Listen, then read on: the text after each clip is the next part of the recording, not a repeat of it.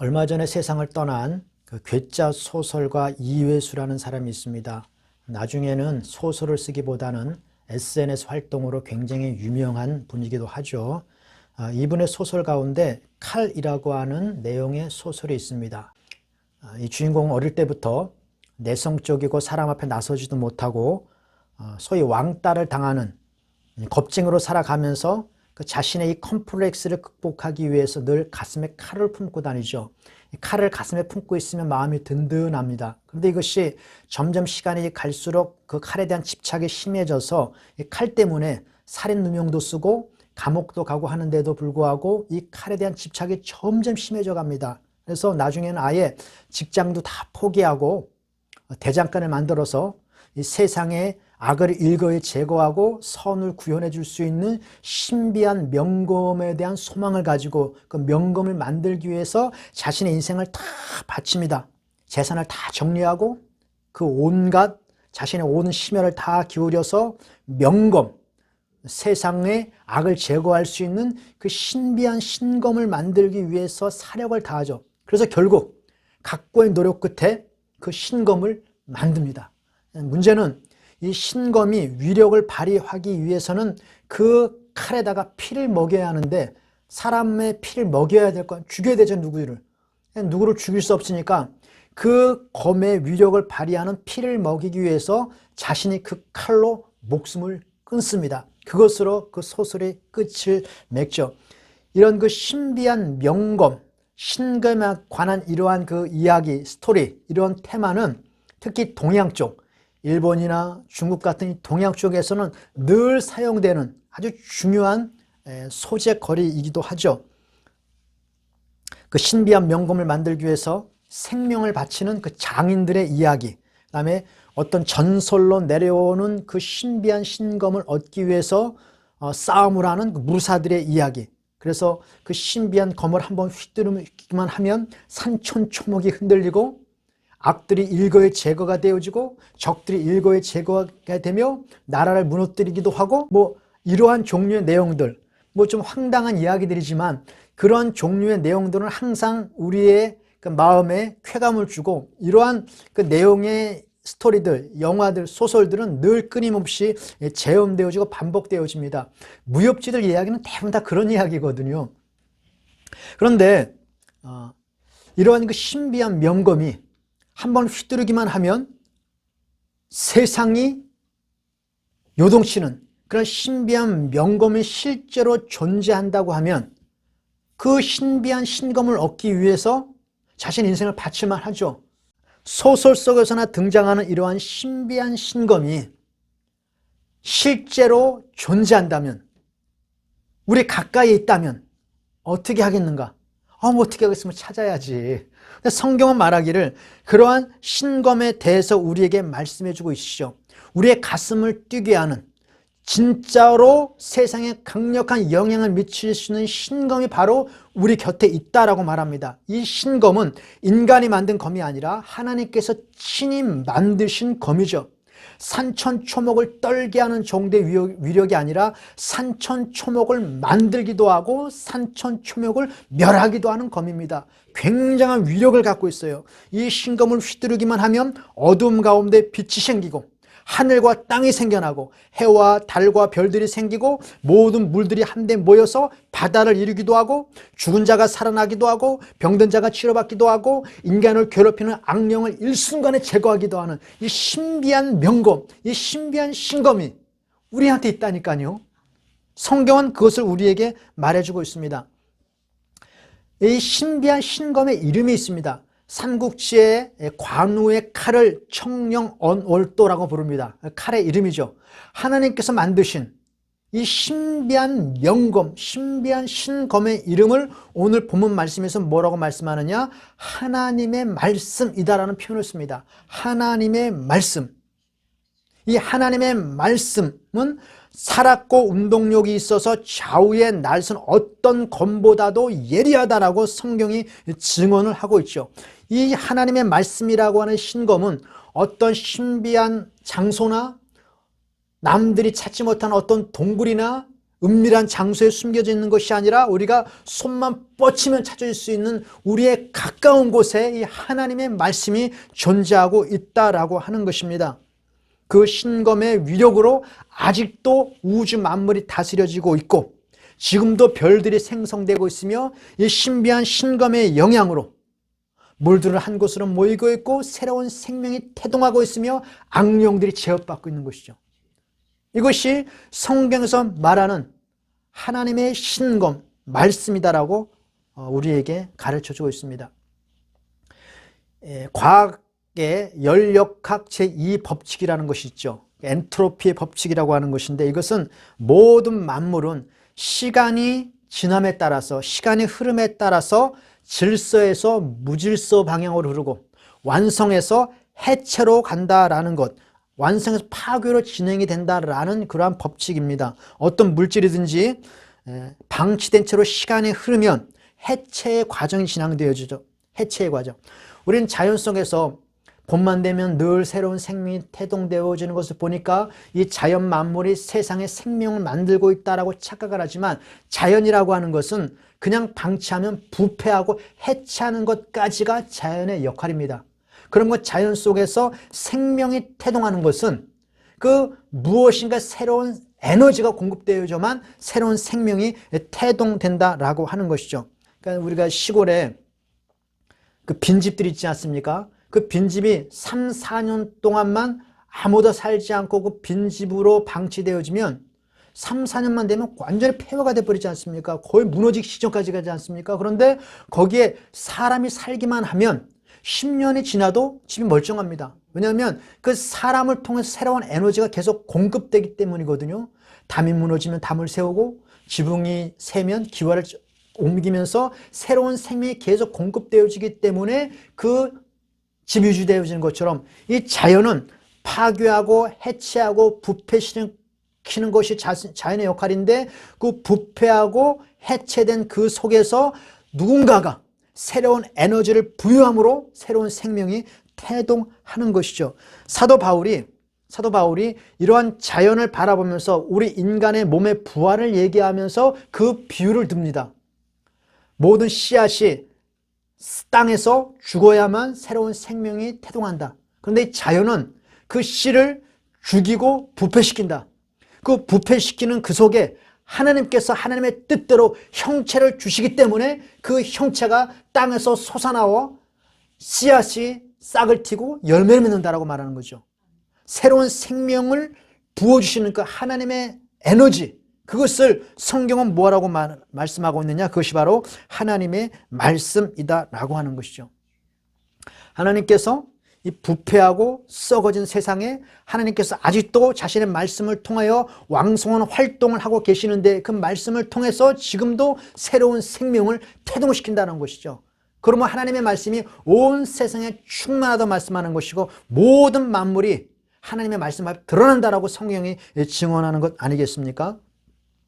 이 신학, 이 교회사에 아직까지도 민감한 주제 하나가 있습니다. 사람의 생명이라고 하는 것은 몸과 영혼이 결합되어졌을 때 그것을 생명이라고 합니다. 몸만 있고 영혼이 없으면 죽음이죠. 그 몸은 썩어집니다. 그런데 우리의 몸은 부모님의 DNA를 물려받아서 유전되어서 우리 몸이 생겨나지 않습니까? 그러면 이 몸에 영혼이 있어야 비로소 생명이 되어지는데 영혼은 유전되어지는 것인가? 창조되어지는 것인가? 여기에 대해서 성경이 명확하게 말을 하고 있지 않기 때문에 굉장히 논란이 많습니다. 영혼은 유전되어지는 것인가? 아니면 새롭게 한 생명마다 창조되어지는 것인가? 명확한 설명이 어렵습니다. 그러나 전통적인 개신교의 입장, 우리가 속해 있는 개혁주의 장로교의 입장에서는 몸은 부모로부터 유전되어지지만 영혼은 하나님께서 직접 창조하셔서 그 몸에 불어넣는다라는 입장을 우리는 받아들입니다. 첫 아담은 몸을 만들고 하나님께서 생기를 불어넣어 주심으로 생명이 됐지 않았습니까? 아담 이후에 모든 인류는 어떻게 될 것인가? 성경에서 명확하게 말하고 있지는 않지만 그것을 근거로 해서 하나님께서 몸이 부모로부터 물려받은 그 몸에 하나님께서 영혼을 창조하셔서 그 영혼을 불어넣는 것으로 인간의 생명이 나온다라고 우리가 받아들이는 것이죠. 이것이 왜 중요하냐면 그래야만 생명 존중과 인간 존중의 가치를 드높일 수가 있거든요. 비록 내 몸은 중증 장애를 겪고 정신의 질병이 있어서 뭐 이렇게 정신병을 앓고 있다 할지라도 생명이 있다는 것은 그 안에 영혼이 존재한다는 것이거든요. 그러면 그 영혼이 존재한다라고 하는 것은 그 사람이 하나님의 창조물로서의 가치가 있다는 것이죠. 그래서 우리가 그 사람을 존중히 여기고 귀하게 대접하는 것 아니겠습니까? 그런데 그 생명 창조의 역사, 그것을 지금 하나님께서 창세일에 지금까지 계속적으로 하고 계시다. 그 영혼의 창조에 대해서는 우리가 명확하게 설명을 하기가 어렵지만, 그러나 새 생명, 죽은 자, 그러니까 우리 죽은 영혼을 다시금 살리셔서 새로운 생명을 창조하시는 것에 대해서는 성경이 명확하게 기록하고 있는 것이죠. 그 새로운 생명, 거듭난 새로운 생명, 새 피조물, 새 창조에 대해서는 성경이 뭐라고 말하고 있느냐? 에베소 4장 24절에 보니까 하나님을 따라 의와 진리의 거룩함으로 지으심을 받은, 창조함을 받은 새 사람을 입으라. 이런 새로운 영혼, 새 피조물에 대해서는 분명히 하나님께 새로운 창조를 하신다라고 성경이 말하는 거죠. 고린도서 5장 17절에 보니까 누구든지 그리스도 안에 있으면 새로운 피조물, 새로운 창조물이다. 이전 것은 지나갔으니 보라 새 것이 되었도다. 이 새로운 창조는 성령의 역사로 말미암아 새로운 창조가 시작되어지는데, 이 새 창조의 사역은 하나님께서 하나님의 말씀과 함께 사용하신다는 것이죠. 그래서 그것이 중요하다는 것입니다. 이 새로운 창조에 대해서는 성경이 명확하게 우리가 말씀해 주고 있기 때문에 하나님의 말씀을 통해서 말씀과 함께 우리의 새로운 생명이 성령을 통하여 지금 창조되고 있는 것이죠. 이것이 하나님의 하나님의 말씀이 지금도 활용되어지고 있다라고 하는 증언이죠. 베드로전서 1장 23절에 보니까 너희의 거듭난 것이, 거듭난다라고 하는 것이 새로운 생명 아닙니까? 너희의 거듭난 것이 썩어질 씨로 된 것이 아니요 썩지 아니할 씨로 되었나니 하나님의 살아있고, 하나님 말씀이 살아있습니다. 항상 있는 말씀으로 된 것이라. 이렇게 새롭게 창조된 피조물은 하나님의 말씀과 함께 창조되어집니다. 말씀이 없이 새로운 피조물은 창조된다는 것이 거의 불가능하다는 것이죠.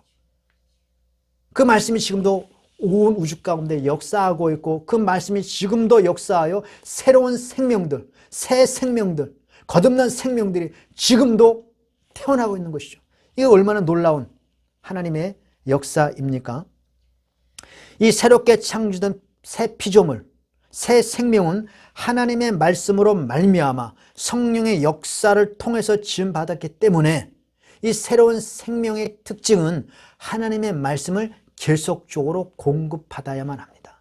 그래야만 이 새로운 생명이 자랄 수가 있고 지속되어질 수가 있다는 것이죠. 그래서 성경은 이 하나님의 말씀에 대해서 신령한 젖, 생명의 양식이라는 표현을 쓰기도 합니다. 새 생명에는 이 하나님의 말씀, 이 하나님의 말씀이 계속적으로 공급되어져야 되기 때문에 그렇다는 것이죠.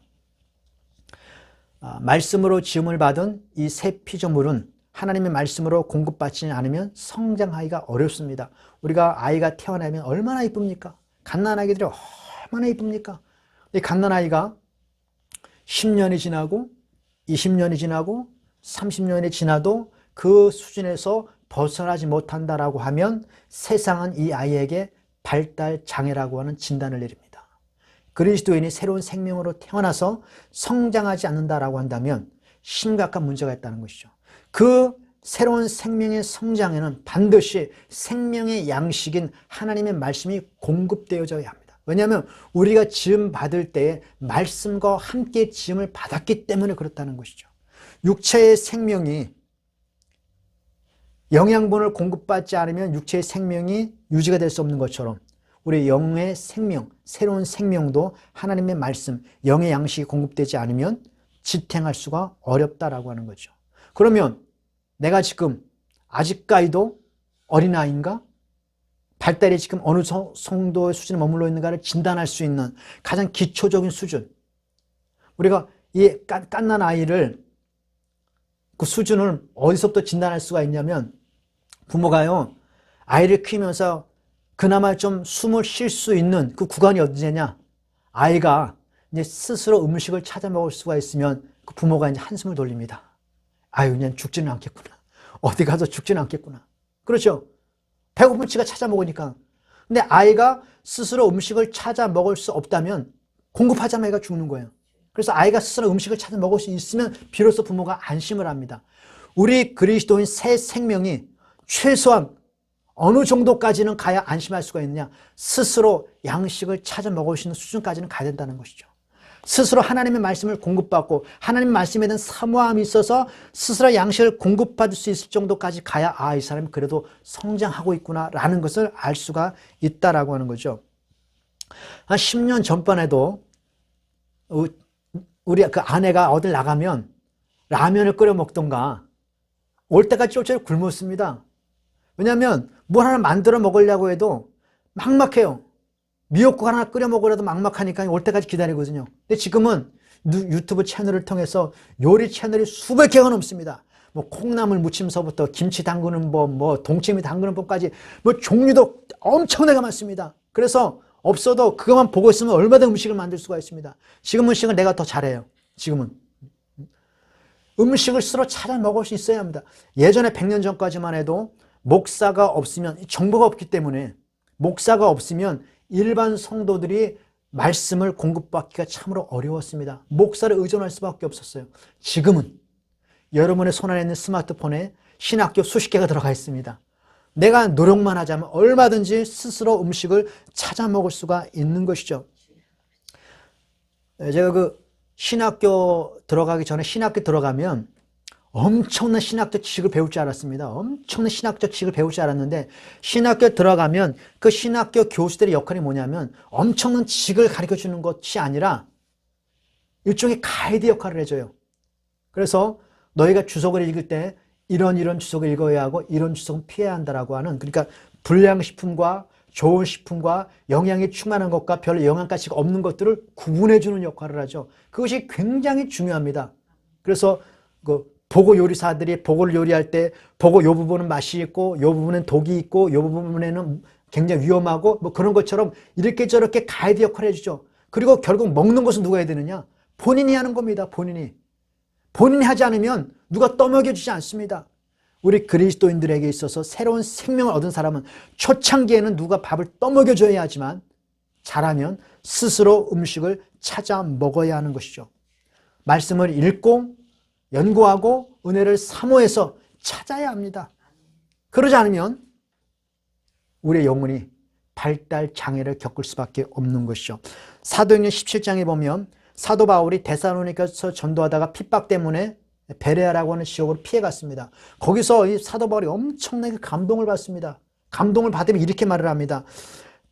베레아 사람은 데살로니가 사람보다 더욱더 신사적이다. 신사적이란 말을 뭐 개역 개정에서는 너그럽다라는 표현을 썼는데 이게 본래 의미가 굉장히 고귀하다는 것입니다. 야, 태생이 다르다. 정말 고귀하다라는 표현이거든요. 왜 그들을 이렇게 고귀하게 여겼는가? 그들은 간절한 마음으로 말씀을 받고 또 이것이 그러한가 하여 날마다 성경을 상고하고 하나님의 말씀을 스스로 찾아 먹을 줄 아는 것이죠. 너무나 고귀하다는 것입니다. 하나님께서 우리에게 주신 이 어마어마한 신비한 명검, 복음, 하나님의 말씀을 우리에게 주셨는데 그 말씀을 스스로 찾아 먹지 못하고 묵혀있다라고 하는 것은 하나님 보시기에 얼마나 답답하겠냐는 것입니다. 그러나 우리가 그 말씀을 통해서 진리를 찾고 진리를 간구하며 양식을 자꾸 취하는 그 모습을 보면 하나님께서 그를 고귀하게 여기신다는 것이죠. 굉장히 중요하다는 것입니다. 성경에서 가장 긴 성경이 시편 119편입니다. 176절이 있는데 176절. 근데 거의 이 176절 거의가 하나님 말씀에 대한 사랑의 고백입니다. 내가 주의 법을 어찌 그리 사랑하는지요. 내가 그것을 종일토록 묵상하나이다. 우리 대들여 내려오는 속담 있지 않습니까? 속담. 이 속담은 우리 조상들의 지혜가 담긴 것입니다. 그래서 이 속담을 가만히 보면 야, 이 조상들의 그 탁월한 지혜, 그 인사이트를 우리가 느낄 수가 있는데, 그 리더십이라고 하는 것은 그 시간을 어떻게 잘 관리하느냐에 따라서 그 리더십의 중요한 파트이기도 하거든요. 근데 시간 관리, 시간을 어떻게 유용하게 활용하느냐에 관련된 그 속담, 우리 조상들의 지혜 중에서 제가 아주 굉장히 탁월하게 보는 그런 속담이 있습니다. 야, 이건 정말 탁월한 인사이트다. 그 속담이 뭐냐? 노눈이 연불한다. 노눈이 연불한다. 이게 이제 불교권 문화에 있으니까 그렇게 표현했겠지만, 만약 기독교권 문화였다면 아마 이렇게 바뀌었겠죠. 노눈이 묵상한다. 노눈이 기도한다. 노눈이 찬송한다. 굉장히 인사이트가 있습니다. 왜냐하면 시편 119편에 보니까 내가 종일토록 그것을 묵상하나이다. 하나님의 말씀을 종일토록 묵상한다. 이 묵상한다는 말이 계속 작은 소리 읊조린단 말이거든요. 계속 입으로 중얼중얼 읊조리는 것입니다. 노눈이 하나님의 말씀을 계속 읊조리는 것이죠. 얼마나 중요한지 모르겠습니다. 여호수아 1장 8절에 보면 이 율법책을 내 눈에서 떠나지 말게 하라 라고 기록되어 있지 않고 뭐라고 기록되냐면 이 율법책을 내 입에서 떠나지 말게 하라. 그러니까 하나님 말씀을 계속 묵상하는 것이 종일토록 읊조리는 것입니다. 노눈이 하나님의 말씀 한두 구절 외우고 매일 한두 구절 외워서 종일토록 그 말씀을 읊조리는 것, 이것이 우리의 영의 양식에 얼마나 중요한지 모릅니다. 시편의 기자들이 내가 종일토록 주의 말씀을 읊조리나이다. 그래서 하나님의 말씀, 시편이나 좋은 말씀들, 구절들을 내가 오늘 하루 외우고 마음에 담아서 하루 종일 노눈이 이렇게 읊조리고 다니면 그것이 우리를 살찌우게 하고 우리를 강건하게 하며 그 별거 아니게 보이는 그 하나님의 말씀이 세상을 창조하고 악령을 물리치고 병자를 치료하고 죽은 자를 살렸다니까요. 지금도 새 생명의 역사를 잉태하는데 그 말씀이 사용되어지고 있다고 하는 거거든요. 그러므로 그 말씀을 우리가 종일토록 묵상하는 것이 얼마나 중요한가. 사람들이 혼자서 조용히 있는 것을 못 견뎌해요. 그러니까 심심하니까 TV 틀어놓고 보는 거거든요. 그 TV 틀어놓고 보느니 그냥 눈 감고 조용히 말씀을 조용히 묵상하는 것이 얼마나 좋습니까? 그 왜 노눈이 연불한다는 말이 왜 나왔냐 보면 제가 그 전에 전도사로 있었을 때 그 교회 목사님 스님 아니었습니까? 그래서 그 불교에 대해서 조금 내가 그 배우게 됐는데 이 불교인들에게 있어 연불이 굉장히 중요합니다. 그 연불의 내용 몰라요. 그 내용이 무슨 내용인지 모르는데 연불을 중얼중얼 외우는 것 자체가 공덕을 쌓는 거예요. 10번 외우는 거랑 20번 외우는 거랑 100번 외우는 거랑 공덕의 차이가 굉장히 많이 납니다. 그러니까 계속 노는이 연불을 자꾸 외운다는 것이거든요.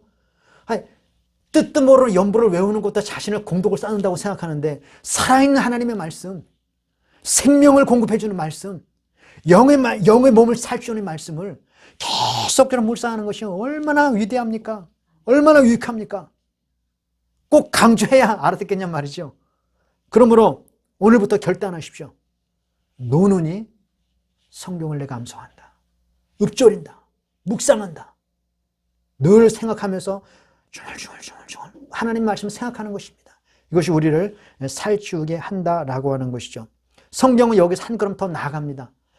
내 양식을 살찌우고 나를 일으키고 나에게 능력을 공급해주는, 그래서 내가 늘 주의 말씀을 묵상하는 단계를 떠나서 이제는 그 생명 양식을 남에게 전파해주는 단계죠. 그래서 디모데후서 2장 2절에 보니까 또 내가 많은 증인 앞에서 내게 들은 바를, 이 하나님 말씀 아닙니까? 충성된 사람들에게 부탁하라. 그들이 또 다른 사람을 가르칠 수 있으리라.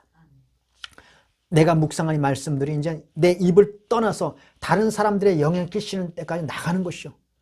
성경 말합니다. 이것이 단순한 말씀이 아니라 하나님의 신검이라고 말합니다. 좌우에 날선 검이 있는 신비한 신검입니다. 죽은 자를 살립니다. 산천초목을 세웠다가 일으킵니다. 온 세상을 새롭게 할 수 있습니다. 이 말씀을 내가 공급받고 늘 묵상하고 그리고 이것을 다른 사람들에게 전파해서 그 사람도 그 말씀에 영향을 알게 하는 것, 그것이 우리에게 주어진 사명이죠. 하나님께서 우리를 말씀의 사역자를 불러, 이건 목사들만 그런 거 아닙니다. 일반 모든 사람들에게도 말씀의 사역자를 부르는 것입니다. 이것은 얼마나 귀중한 사역인지 모릅니다. 참으로 황송하게도 하나님께서 친히 만드신 그 검을, 그 신검을 우리에게 하사해 주시고 그 신비한 검을 우리에게 휘둘러라라고 말씀하는 것이죠. 얼마나 우리에게 탁월한 사명이며 놀라운 축복입니까? 아까 그 이웨스의 소설을 다시 한번 이렇게 회상하면서 그 소설에서는 그 칼에 피를 먹여야만 그 칼의 위력을 발휘한다고 이렇게 얘기하고 있지 않습니까? 이 하나님의 신검도 마찬가지입니다. 피를 먹여야 돼요, 피. 먼저 그 말씀을 활용해서 내 자신을 찔러서 내 피를 먹여야 합니다. 그것이 죽는 것이죠. 우리가 말씀을 통하여서 죽는 경험이 있어야만 그 말씀이 비로소 위력을 발휘합니다. 이사야가 하나님의 말씀을 경험했습니다. 그리고 뭐라고 말하냐? 화로다 나여 죽게 되었도다. 말씀에 의하여 죽는 경험, 그것을 통해서 우리가 살아나는 것이죠. 그래야만 그 말씀을 비로소 제대로 활용할 수 있다라고 하는 것입니다. 예수님께서도 예수님의 그 이름이 하나님의 말씀 아닙니까? 하나님의 말씀이 예수님의 이름입니다. 그 말씀이신 예수님께서도 말씀에 순종하여 자신을 십자가에 죽게 하며 피를 흘렸습니다. 그 피를 흘린 십자가의 능력으로 우리에게 다시금 그 검이 하사되어지고 그 예수 그리스도의 복음의 말씀이 세상을 지금 새롭게 일으키는 것 아니겠습니까? 복음은 뭐예요? 예수님의 피의 복음입니다. 말씀에 순종하여 이루신 그 피의 복음, 그것이 우리에게 주어져 있다라고 하는 것이죠. 좌우에 날선 검, 곧 하나님의 말씀, 이 신비한 신검이 우리를 새롭게 창조하게 하신 말씀이고 또 세상을 새롭게 창조할 말씀이기도 합니다. 이 말씀은 끊임없이 공급되어져야 하고 늘 그 말씀 묵상하면서 내 영혼이 살아나야 하고 또 성장해야 하고 그리고 그 칼을 휘둘러서 세상을 새롭게 하는 사명을 우리가 감당해야 되는 것이죠. 이 칼을 갖다 칼집에 꽂아놓고 활용하지 않고 녹만 쓸게 한다면 그것은 우리의 직무유기가 아니겠습니까? 오늘 하나님이 신비한 신검을 내가 경험하고 그것을 받아서 이 신비한 신검을 가지고 세상을 새롭게 하는 하나님의 일꾼들 되어지기를 바랍니다.